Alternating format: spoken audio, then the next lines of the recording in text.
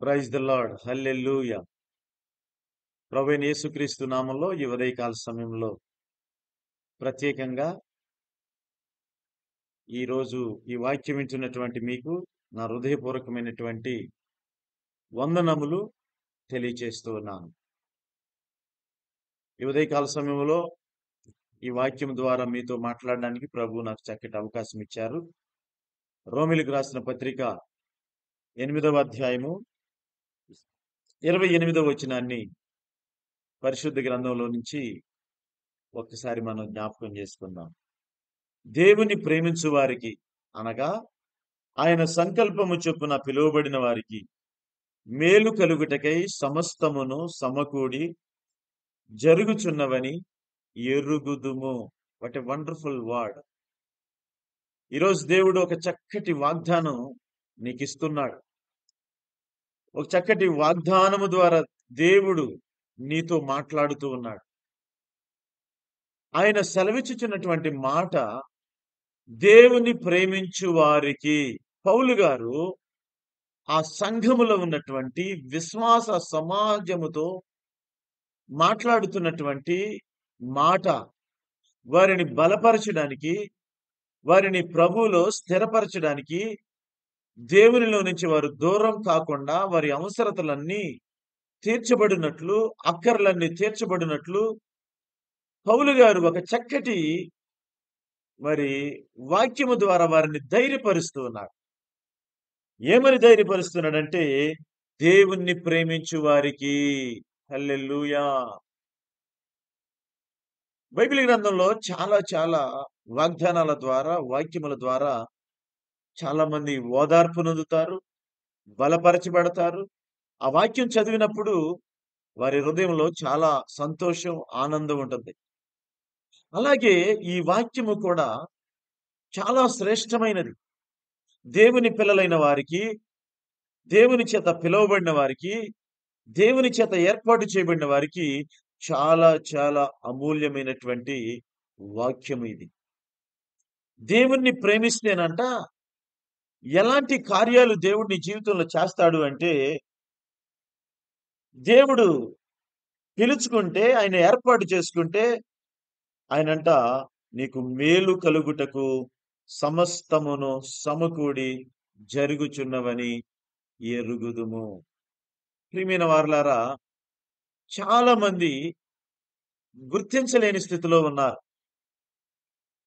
దేవుడు చేసేటువంటి మేలులను, ఆయన చేసేటువంటి ఆశ్చర్య కార్యములను, ఆయన ఇచ్చేటువంటి సహాయమును, ఆయన ఇచ్చేటువంటి మేలులను ప్రజలు గుర్తించలేకపోతున్నారు. దేవుణ్ణి నువ్వు ప్రేమించాలి.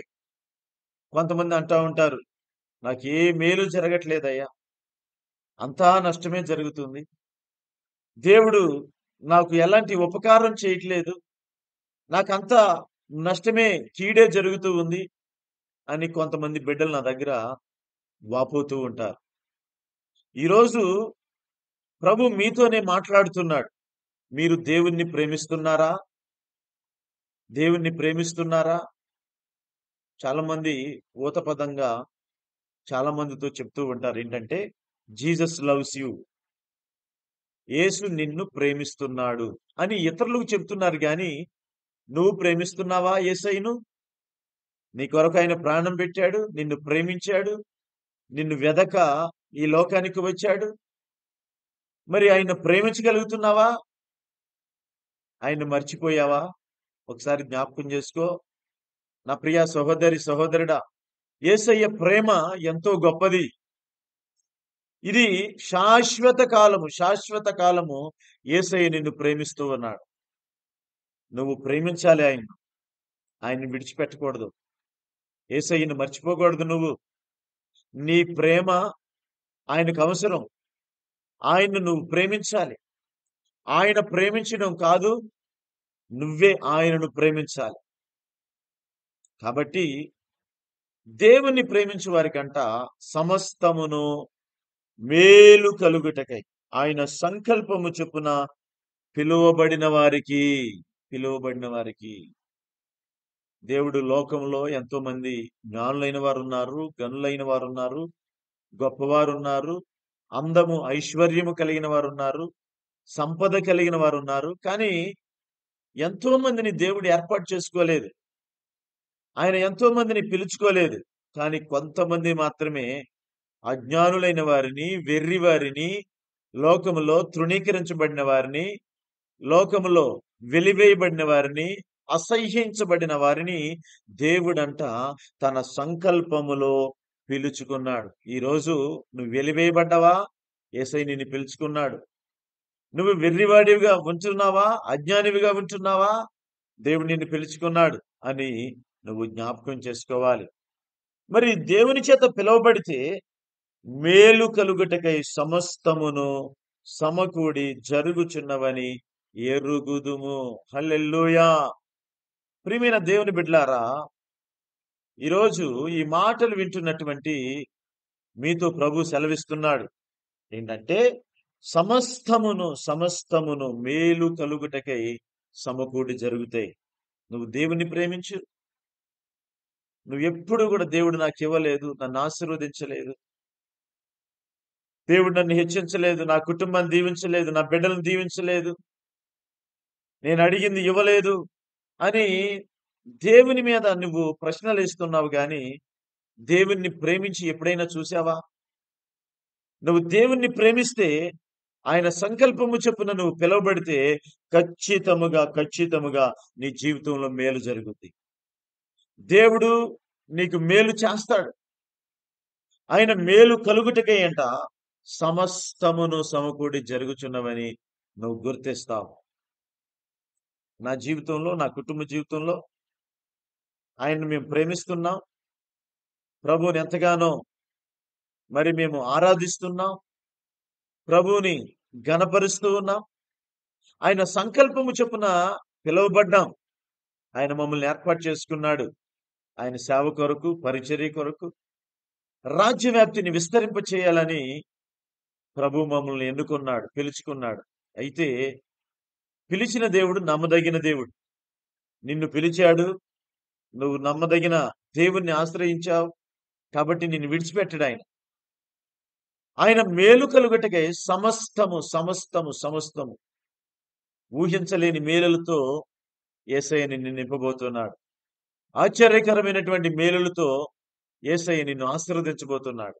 నా ప్రియమైన దేవుని బిడ్డలారా, మేలు కలుగుటకై సమస్తము సమకూడి జరుగుచున్నవని నువ్వు గుర్తించాలి. నీ అవసరతలు కాదు, సమస్తమును కూడా దేవుడు తన ఐశ్వర్యము చొప్పున దేవుడు నిన్ను ఆశీర్వదిస్తున్నాడు.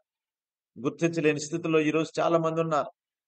చాలా మంది అనుకుంటున్నారు, దేవుడు మేలు చేస్తే ఇదిగో ఇది నా వలన కలిగింది, ఇది నా సహోదరుల వల్ల కలిగినది, నాకు కావలసినటువంటి స్నేహితుల వలన జరిగింది ఇది అనుకుంటున్నారు. కానీ ఇది దేవుడు నాకు చేశాడు అని గుర్తించలేకపోతున్నారు.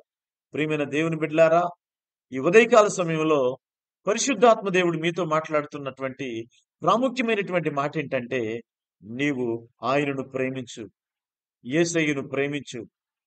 ఆయన నిన్ను పిలుచుకున్నాడు కాబట్టి మేలు కలుగుటకై సమస్తమును కూడా ఆయన నీకు సమకూరుస్తాడు. ఆయన సమస్త ఈవులను దయచేస్తాడు. ఆయన నీకు అవసరమైన వాటిని, కావలసినటువంటి వాటిని దేవుడు ఏర్పాటు చేస్తాడని విశ్వసించు.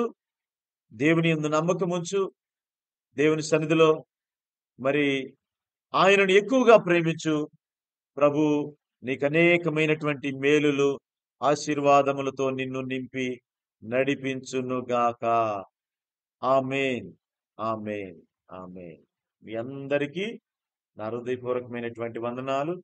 దయచేసి ప్రతి ఒక్కరూ కూడా మరి ఈ యూట్యూబ్ ఛానల్ సబ్స్క్రైబ్ చేసుకోనండి, లైక్ చేయండి. అలాగే ఈ యొక్క వాక్యము మీకు ఆశీర్వాదకరంగా ఉంటే కామెంట్ చేయండి. మిమ్మల్ని, మీ కుటుంబాలను ప్రభు అయినటువంటి యేసుక్రీస్తు ఆశీర్వదించును గాక. ఆమేన్, ఆమేన్, ఆమేన్.